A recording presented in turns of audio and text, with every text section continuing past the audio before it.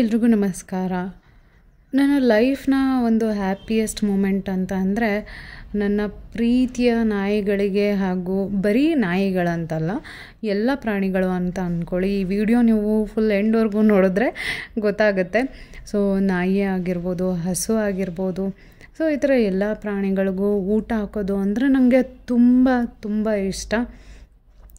ಊಟ ತಿಂದ ಮೇಲೆ ಅವುಗಳ ಒಂದು ಮುಖ ನೋಡೋದಕ್ಕೆ ನನಗೆ ಒಂದು ಖುಷಿ ಆಗುತ್ತೆ. ಏಕೆಂದರೆ ಅಷ್ಟು ಹೊಟ್ಟೆ ಹಸ್ಕೊಂಡಿರುವಂತಹ ಪ್ರಾಣಿಗಳಿಗೆ ಊಟ ಹಾಕಿದಾಗ ಅದ್ರ ಖುಷಿನೇ ಬೇರೆ.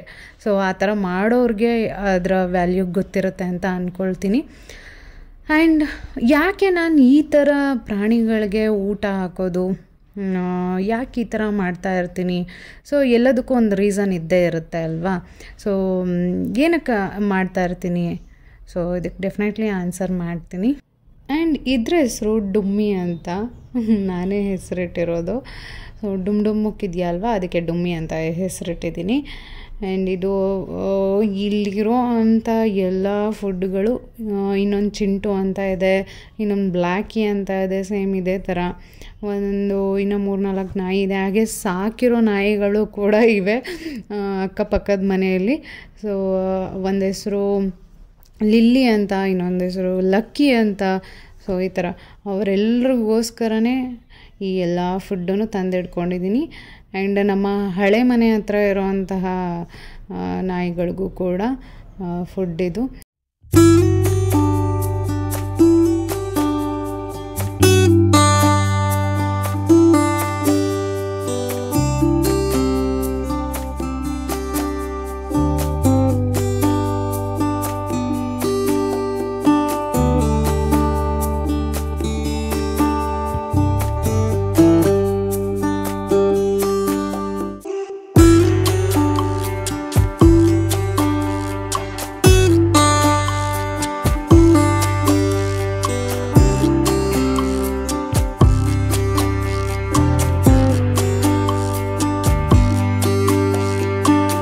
ನಾನೀಗ ನಮ್ಮ ಮನೆ ಹತ್ತಿರ ಇರುವಂಥ ಲಿಲ್ಲಿನ ಮೀಟ್ ಮಾಡೋಕ್ಕೆ ಹೋಗ್ತಾಯಿದ್ದೀನಿ.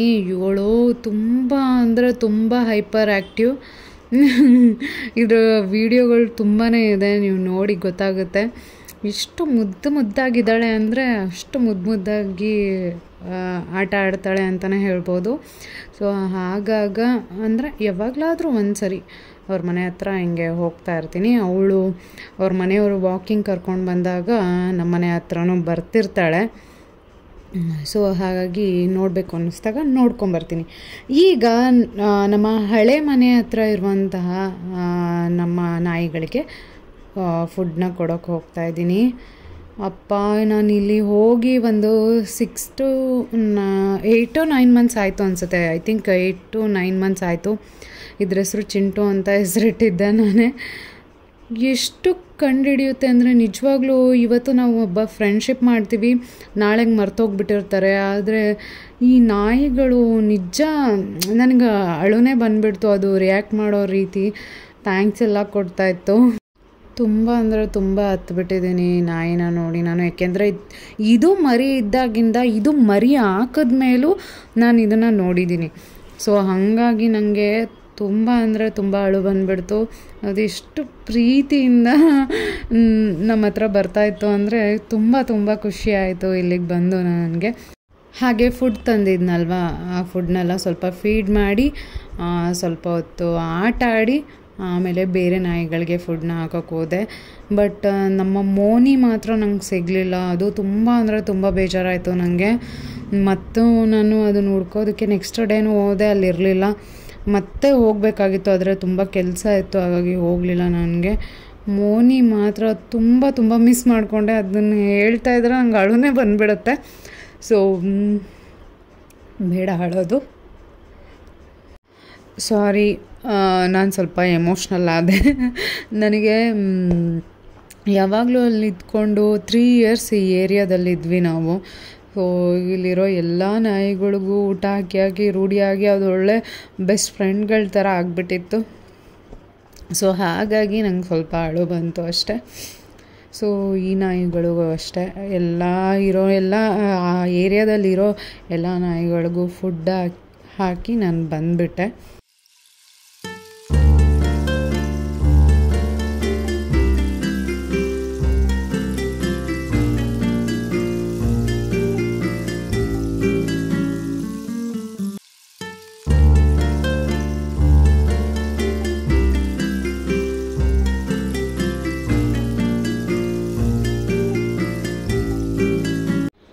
ಹಾಗೆ ಎಲ್ಲ ನಾಯಿಗಳಿಗೂ ಫುಡ್ ಹಾಕಿ ಮನೆಗೆ ಬರೋ ಅಷ್ಟರೊಳಗಡೆ ಡುಮ್ಮಿ ಕಾಯ್ತಾ ಇದ್ಲು. ಇವಳಿಗೆ ಫುಡ್ ಹಾಕಿ ಟೈಮ್ ಸ್ಪೆಂಡ್ ಮಾಡ್ತಾಯಿದ್ದೆ.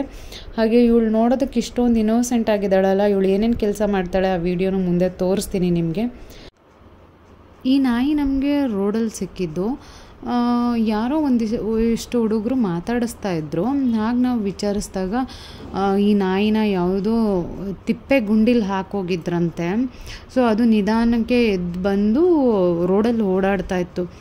ಎಷ್ಟು ಹೊಟ್ಟೆ ಹಸಿವಾಗಿತ್ತು ಅಂತಂದರೆ ಇದಕ್ಕೆ ನಾವು ಹೋಗಿ ಹಾಲು ಮೊಸರು ಅನ್ನ ಎಲ್ಲ ಕಲಿಸ್ಕೊಟ್ಟು ಒಂದಿಷ್ಟು ಬಿಸ್ಕೆಟ್ ಕೊಟ್ಟರೆ, ಏನೆಲ್ಲ ಫುಡ್ ಕೊಟ್ಟರೆ ಹೇಗೆ ತಿಂತಿತ್ತು ಅಂದರೆ ನೋಡಿದ್ರೇ ಹೊಟ್ಟೆ ಉರಿತಾಯಿತ್ತು. ಅಷ್ಟು ಬೇಜಾರಾಯಿತು ಈ ನಾಯಿನ ನೋಡಿ. ಆ್ಯಂಡ್ ನೋಡಿ ಆ ನಾಯಿನ ಯಾವ ರೀತಿ ಕಟ್ಟಾಕಿ ಅದು ನೋಡಿದ್ರೇ ಗೊತ್ತಾಗುತ್ತೆ. ಅದರ ಕಾಲುಗಳು, ಉಗುರುಗಳು ಅದನ್ನೆಲ್ಲ ನೋಡಿದ್ರೆ ಗೊತ್ತಾಗುತ್ತೆ ಕಟ್ಟಾಕಿ ಜಾಗದಲ್ಲೇ ಕಟ್ಟಾಕಿದ್ರು ಅಂತ. ಎಂಥ ಜನ ಇರ್ತಾರೆ ಈ ಪ್ರಪಂಚದಲ್ಲಿ. ಸಾಕೋಕ್ಕಾಗಲಿಲ್ಲ ಅಂದರೆ ದಯವಿಟ್ಟು ಸಾಕಬೇಡಿ. ನಿಮಗೆ ಇಲ್ಲ ಯಾವುದಾದ್ರೂ ನಿಮ್ಗೆ ಸಾಕೋದಕ್ಕೆ ಅಂತ ತಂದು ನಿಮಗೆ ಸಾಕೋಕ್ಕಾಗಲಿಲ್ಲ ಅಂದರೆ ಯಾವುದಾದ್ರೂ ರೆಸ್ಕ್ಯೂ ಸೆಂಟರಿಗೆ ಕೊಡಿ. ಅದನ್ನು ಬಿಟ್ಬಿಟ್ಟು ಈ ಥರ ಚಿತ್ರಹಿಂಸೆ ಯಾವ ಪ್ರಾಣಿಗೂ ಕೊಡಬೇಡಿ ಅಂತ ಕೇಳ್ಕೊಳ್ತೀನಿ. ಯಾರ್ಯಾರು ಶೋಕಿಗೆ ನಾಯಿನ ಸಾಕಬೇಡಿ, ಶೋಕಿಗೆ ದಯವಿಟ್ಟು ನಾಯಿನ ಸಾಕಬೇಡಿ ಅಂತ ಹೇಳ್ತೀನಿ. ಈವನ್ ನನಗೂ ಕೂಡ ನಾಯಿ ಸಾಕೋದಕ್ಕೆ ಇಷ್ಟ. ನಾನು ಯಾಕೆ ಸಾಕಲ್ಲ ಅಂತಂದರೆ ನನಗೆ ನಾಯಿ ಸಾಕುವಷ್ಟು ಜಾಗ ನಮ್ಮ ಮನೆ ಹತ್ರ ಇಲ್ಲ, ಅದಕ್ಕೆ ಟೈಮ್ ಕೊಡೋಷ್ಟು ಟೈಮ್ ನನಗಿಲ್ಲ. ಸೊ ಹಾಗಾಗಿ ನಾನು ಈ ಥರ ಬೀದಿ ನಾಯಿಗಳಿಗೆ ಫುಡ್ ಹಾಕ್ಕೊಂಡೆ ನನ್ನ ಆ ಒಂದು ಪ್ರೀತಿನ ಹೇಗೋ ನನ್ನ ಹ್ಯಾಪಿನೆಸ್ನ ನಾನು ಕಂಡುಕೊಳ್ತಾ ಇರ್ತೀನಿ. ಈ ಥರ ಏನೋ ಒಂದು ಮಾಡಿ ಅದನ್ನು ಬಿಟ್ಬಿಟ್ಟು ಇಷ್ಟ ಅಂತ ತಂದುಬಿಟ್ಟು ಈ ಥರ ದಯವಿಟ್ಟು ಯಾರೂ ಮಾಡಬೇಡಿ ಅಂತ ಕೇಳ್ಕೊಳ್ತೀನಿ. ಆಮೇಲೆ ನಾವು ಅದನ್ನು ರೆಸ್ಕ್ಯೂ ಸೆಂಟ್ರಿಗೆ ಕರ್ಕೊಂಡು ಹೋಗೋದಕ್ಕೆ ಕಾಲ್ ಮಾಡಿ ಕಳಿಸ್ಕೊಟ್ವಿ.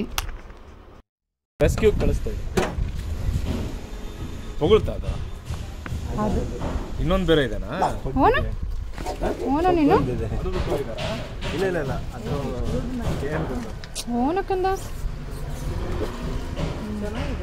ಚೆನ್ನಾಗಿ ಸಾಕಿರೋ ನಾಯಿ ಅದು. ಏನಷ್ಟು ವಯಸ್ಸಾಗಿಲ್ಲ ಕಾಣ್ತದೆ.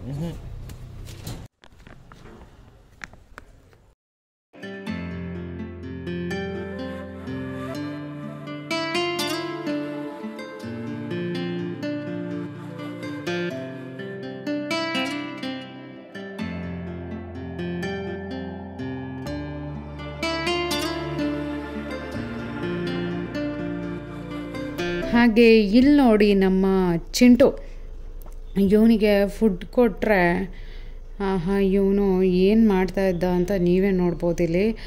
ಇಲ್ಲಿ ಗುಂಡೀಲಿ ಆ ಫುಡ್ಡನ್ನ ತೊಗೊಂಬಂದು ಹಾಕ್ತಾಯಿದ್ದ. ಆ ಫುಡ್ ತಿನ್ನೋಕೆ ಇವನಿಗೆ ಇಷ್ಟ ಇಲ್ವೋ ಅಥವಾ ಅದನ್ನು ಬಚ್ಚಿಟ್ಬಿಟ್ಟು ಆಮೇಲೆ ತಿಂತವನು ನಿಜವಾಗ್ಲೂ ಗೊತ್ತಿಲ್ಲ. ಇವನೊಬ್ಬನೇ ಅಲ್ಲ ಆ ಥರ ಮಾಡೋದು. ನಮ್ಮ ಡುಮ್ಮಿ ಇದ್ದಾಳೆ, ಅವಳು ಕೂಡ ಇದೇ ಥರ ಮಾಡ್ತಾಳೆ. ಅದನ್ನು ವಿಡಿಯೋ ಕೂಡ ನಿಮಗೆ ತೋರಿಸ್ತೀನಿ ನೋಡಿ. ಈ ಥರ ಮುಚ್ಚಿಡ್ತಾರೆ ನೋಡಿ. ಇಲ್ಲಿ ಡುಮ್ಮಿ ಹೇಳ್ದೆ ಅಲ್ವಾ ನೋಡಿ, ನಾನು ಕೊಟ್ಟಿರೋ ಒಂದು ಸ್ಟಿಕ್ ಅದು ಎಲ್ಲ ಸಾಕಿರೋ ನಾಯಿಗಳಿಗೆ ಕೊಡ್ತಾ ಇರ್ತಾರೆ. ಇವಕ್ಕೆ ಇಷ್ಟ ಆಗಿದೆಯೋ ಇಲ್ವೋ, ಐ ಥಿಂಕ್ ಬೇಡ ಅಂತ ಹೇಳ್ದಲೆ ತೊಗೊಂಡು ಇಸ್ಕೊಂಡು ಈ ಥರ ಮಣ್ಣಲ್ಲಿ ಹೂತಾಕ್ತಿದೆಯೋ ನನಗೆ ಗೊತ್ತಾಗ್ತಾ ಇಲ್ಲ.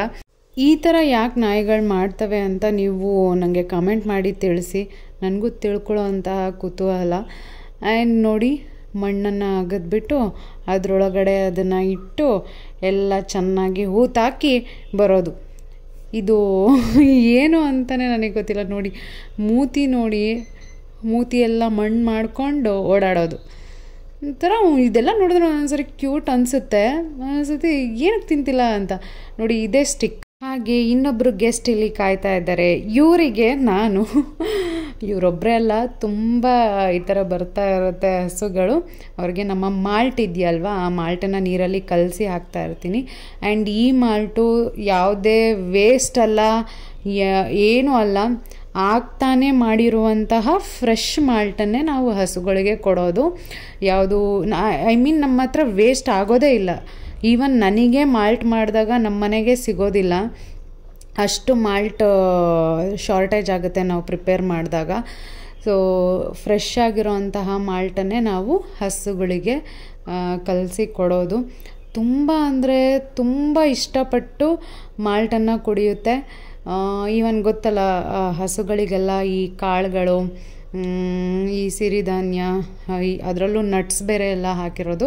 ಸೊ ಅದೆಲ್ಲ ಹಾಕಿರೋದ್ರಿಂದ ಅವಕ್ಕೆ ಟೇಸ್ಟ್ ಅನಿಸುತ್ತೆ ಕುಡಿಯೋವಾಗ ಚೆನ್ನಾಗಿ ಕುಡಿಯುತ್ತೆ. ಎಷ್ಟು ಕೊಟ್ಟರು ಬೇಡ ಅನ್ನಲ್ಲ, ಅಷ್ಟು ಕುಡಿತಾ ಇರುತ್ತೆ ಹಸುಗಳು.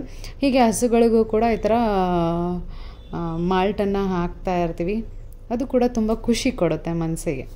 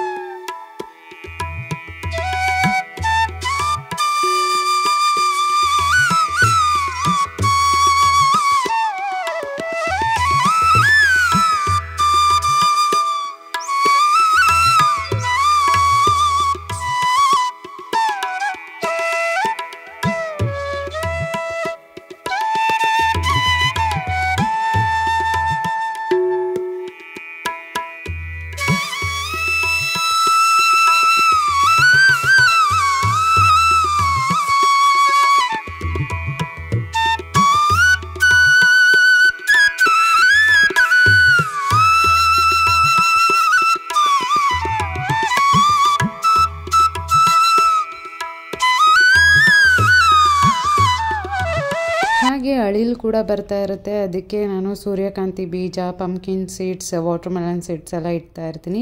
ಆ ಸೀಡ್ಸ್ಗಳೆಲ್ಲ ಅಳಿಲಿಗೆ ತುಂಬ ಅಂದರೆ ತುಂಬ ಇಷ್ಟ. ತಿಂದು ಹೋಗ್ತಾ ಇರುತ್ತೆ. ಕ್ಯೂಟ್ ಕುತ್ಕೊಂಡು ಅದು ತಿಂತಾ ಇರೋದು ನೋಡೋದಕ್ಕೆ. ಆ್ಯಂಡ್ ಮಂಗಗಳು ಕೂಡ, ಕೋತಿಗಳು ಕೂಡ ಬರ್ತಾ ಇರುತ್ತೆ. ಸೊ ಯಾವಾಗೋ ಒಂದು 2-3 ಸರಿ ಮನೆ ಹತ್ರ ಬಂದಿತ್ತು. ಆಗ ಮನೆಯಲ್ಲಿರುವಂಥ ಹಣ್ಣನ್ನು ಕೊಟ್ಟಿದ್ವಿ. ನಾನು ವಿಡಿಯೋ ಸ್ಟಾರ್ಟಿಂಗಲ್ಲೇ ಒಂದು ಮಾತು ಹೇಳಿದ್ದೆ, ಈ ಥರ ಎಲ್ಲ ಫೀಡ್ ಮಾಡೋದಕ್ಕೆ ಪ್ರಾಣಿಗಳಿಗೆ ನನಗೆ ಯಾಕೆ ಈ ಥರ ಅನಿಸುತ್ತೆ, ಯಾಕೆ ಈ ಥರ ಎಲ್ಲ ಫೀಡ್ ಮಾಡ್ತಾ ಇರ್ತೀನಿ, ಅದಕ್ಕೆ ಆನ್ಸರ್ ಮಾಡ್ತೀನಿ ಅಂತ. ಕೆಲವ್ರು ಅಂದ್ಕೊಂಡಿರ್ಬೋದು, ಇವ್ರು ತುಂಬ ರಿಚ್ಚು, ಇವ್ರ ಹತ್ರ ತುಂಬ ದುಡ್ಡಿದೆ, ಅದಕ್ಕೆ ಇವರು ಫೀಡ್ ಮಾಡ್ತಿರ್ತಾರೆ ಅಂತ ಕೆಲವ್ರು ಅಂದ್ಕೊಳ್ತಾರೆ. ಕೆಲವ್ರು ಕೂಡ ತುಂಬ ಒಳ್ಳೆ ಒಪಿನಿಯನ್ ಇರುತ್ತೆ, ಇಲ್ಲ ಒಂದು ಒಳ್ಳೆ ಮನಸ್ಸಿದೆ ಅದಕ್ಕೆ ಫೀಡ್ ಮಾಡ್ತಿರ್ತಾರೆ ಅಂತ. ಎಲ್ಲದಕ್ಕೂ ಒಂದು ರೀಸನ್ ಖಂಡಿತವಾಗ್ಲೂ ಇದ್ದೇ ಇರುತ್ತೆ. ನಾನು ತುಂಬ ಕಷ್ಟದಿಂದ ನಮ್ಮ ಫ್ಯಾಮಿಲಿ ಬಂದಿರೋದು. ತುಂಬ ಅಂದರೆ ತುಂಬ ಕಷ್ಟ. ಒಂದು ಹೊತ್ತು ಊಟಕ್ಕೂ ನಮಗೆ ಎಮೋಷ್ನಲ್ ಆಗುತ್ತೆ ನನಗೆ ಈ ಮಾತು ಹೇಳುವಾಗ. It's okay. ಒಂದೊತ್ತು ಊಟಕ್ಕೂ ನಮಗೆ ಕಷ್ಟ ಅಂದರೆ ಕಷ್ಟ ಇತ್ತು. ಸೊ ನನಗೆ ಆ ಒಂದು ಹಸಿವಿನ ಬೆಲೆ ನನಗೆ ಗೊತ್ತು. ಸೊ ಹೊಟ್ಟೆ ಹಸ್ಕೊಂಡಿದ್ದಾಗ ಆ ಪೇಯ್ನ್ ಏನು ಅನ್ನೋದು ನನಗೆ ತುಂಬ ಅಂದರೆ ತುಂಬ ಚೆನ್ನಾಗಿ ಗೊತ್ತು. ಸೊ ಹಾಗಾಗಿ ನಾನು ನನ್ನ ಕೈಲಾದಂತಹ, ನನ್ನ ಹತ್ರ ಇರೋವಂಥ ಈ ಯೂಟ್ಯೂಬಿಂದ ದುಡ್ಡು ಬರೋದೇ ಆಗಿರ್ಬೋದು, ಅಥವಾ ನಾನೇನು ಅರ್ನಿಂಗ್ಸ್ ಮಾಡಿರ್ತೀನೋ ಅದರಲ್ಲಿ ಒಂದಿಷ್ಟು ಈ ಥರ ಪ್ರಾಣಿಗಳಿಗೆ ಫೀಡ್ ಮಾಡ್ತಾ ಇರ್ತೀನಿ. ಇನ್ನೂ ದೊಡ್ಡ ಮಟ್ಟದಲ್ಲಿ ಫೀಡ್ ಮಾಡಬೇಕು ಪ್ರಾಣಿಗಳಿಗೆ ಅನ್ನೋದು ನನಗೊಂದು ತುಂಬ ಅಂದರೆ ತುಂಬ ದೊಡ್ಡ ಕನಸು. ಯಾಕೆ ಅಂದರೆ ಮನುಷ್ಯ ನೀವು ನೋಡಿ, ಒಂದು ಹೊತ್ತು ಊಟ ಇಲ್ಲ ಅಂದರೂ ಬೇಡ್ಕೊಂಡು ತಿನ್ನೋಕ್ಕಾದರೂ ದೇವರು ಅವನಿಗೆ ಶಕ್ತಿ ಕೊಟ್ಟಿದ್ದಾನೆ. ಸೊ ಅವನಿಗೆ ಮಾತು ಕೊಟ್ಟಿದ್ದಾನೆ, ಕೇಳಿ ಪಡ್ಕೊಳ್ಬಹುದು. ಆದರೆ ಪ್ರಾಣಿಗಳು ಯಾರನ್ನು ಕೇಳುತ್ತೆ? ಕೇಳಿದ್ರು ಮನುಷ್ಯ ಈಗಿನ ಕಾಲದಲ್ಲಿ ಅದು ಎಲ್ಲರೂ ಅಂತ ನಾನು ಹೇಳಲ್ಲ, ಅರ್ಥ ಆಗುತ್ತಾ ಬೇಡ್ಕೊಂಡ್ರೆ ಪ್ರಾಣಿಗಳು? ಸೊ ಎಷ್ಟೋ ಜನ ಓಡಿಸ್ತಾರೆ, ಕಲ್ಲು ತೊಗೊಂಡು ಹೊಡಿತಾರೆ, ಕೆಲವ್ರು ವಿಷ ಹಾಕಿ ಸಾಯಿಸೋರಿದ್ದಾರೆ ಪ್ರಾಣಿಗಳನ್ನ. ಹಾಗೆ ಒಳ್ಳೆಯವರು ಇದ್ದಾರೆ, ಇಲ್ಲ ಅಂತಿಲ್ಲ. ಆಲ್ಮೋಸ್ಟ್ ನಾನು ನೋಡಿರೋ ಪ್ರಕಾರ ತುಂಬ ಜನ ಕಮ್ಮಿ ಫೀಡ್ ಮಾಡೋದು. ಸೊ ಹಾಗಾಗಿ ಆ ಪೇಯ್ನ್ ನನಗೆ ಗೊತ್ತು. ಆ ಒಂದು ಕಾರಣಕ್ಕೆ ನಾನು ಈ ಫೀಡಿಂಗ್ನ ಮಾಡೋದು. ಇದರಿಂದ ಎಷ್ಟೋ ಖುಷಿ ಸಿಗುತ್ತೆ. ನಾನು ನಮ್ಮ ಫ್ಯಾಮಿಲಿಲಿ ನಾವು ಉಪವಾಸ ಇದ್ದಾಗ, ಸೊ ನಾವು ಒಂದು ಹೊತ್ತು ಊಟ ಮಾಡಿದ್ರೇ ಅದೊಂದು ಖುಷಿ ಸಿಗೋದು, ಏನೋ ಒಂದು ಸಮಾಧಾನ ಸಿಗೋದು. ಸೊ ಹಾಗೆ ಒಂದು ಪ್ರಾಣಿಗಳಿಗೆ ಏನು ಊಟ ಹಾಕಿದಾಗ ಆ ಸಮಾಧಾನ ನನಗೆ ಸಿಗುತ್ತೆ. ಹಾಗಾಗಿ ನಾನು ಆ ಒಂದು ಹ್ಯಾಪಿನೆಸ್ಗೋಸ್ಕರ ಪ್ರಾಣಿಗಳಿಗೆ ಊಟ ಹಾಕೋದು. ಯಾರೋ ಪ್ರಾಣಿಗಳಿಗೆ ಊಟ ಹಾಕ್ತಾ ಇದ್ದಾರೆ, ಫೀಡ್ ಮಾಡ್ತಾ ಇದ್ದಾರೆ ಅಂದರೆ ಅವ್ರು ತುಂಬ ರಿಚ್ಚು, ಅವ್ರ ಹತ್ರ ಹಂಗಿದೆ ಹಿಂಗಿದೆ, ದಯವಿಟ್ಟು ಆ ಥರ ಜಡ್ಜ್ ಮಾಡಬೇಡಿ. ಸೊ ದುಡ್ಡಿದ್ರೂ ಕೂಡ ಅದನ್ನು ಕೊಡೋ ಅಂತಹ ಫೀಡ್ ಮಾಡೋ ಅಂತಹ ಮನಸ್ಸು ಇರಬೇಕು. ಸೊ ಅಲ್ವಾ, ಆ ಥರನೂ ಇರ್ತಾರೆ. ಆ್ಯಂಡ್ ಎಲ್ಲರೂ ರಿಚ್ ಅಲ್ಲ, ಯಾರೂ ಪೂರ್ ಅಲ್ಲ. ಸೊ ಏನೇ ಆಗಲಿ ಒಂದು ಒಳ್ಳೆ ಮನಸ್ಸು ಬೇಕು ಫೀಡ್ ಮಾಡೋ ಅಂಥದ್ದು. ಇವತ್ತು ನಿಮ್ಮ ಹತ್ರ ₹1 ಇತ್ತು ಅಂದರೆ ಅದರಲ್ಲಿ ಒಂದಿಷ್ಟು ಹಂಚ್ಕೊಂಡು ತಿನ್ನೋ ಅಂಥ ಒಂದು ಮನಸ್ಸು ಇರಬೇಕು. ಸೊ ಆ ಒಂದು ಮನಸ್ಸು ಎಲ್ರಿಗೂ ಇರಬೇಕು ಅಂತ ನಾನು ಅಂದ್ಕೊಳ್ತೀನಿ.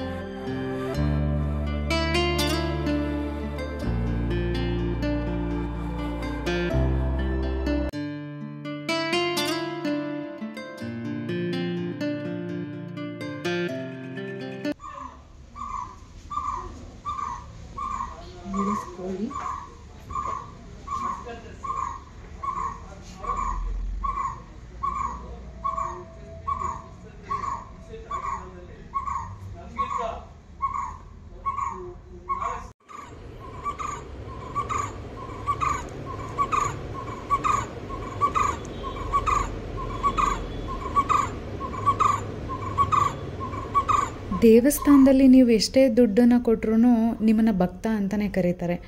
ಆದರೆ ನೀವು ಹಸ್ದವರಿಗೆ ಒಂದಿಷ್ಟು ಅನ್ನ ಕೊಟ್ಟರೆ ಅವನೇ ನಿಮ್ಮನ್ನು ದೇವರು ಅಂದ್ಕೊಂಡ್ಬಿಡ್ತಾನೆ.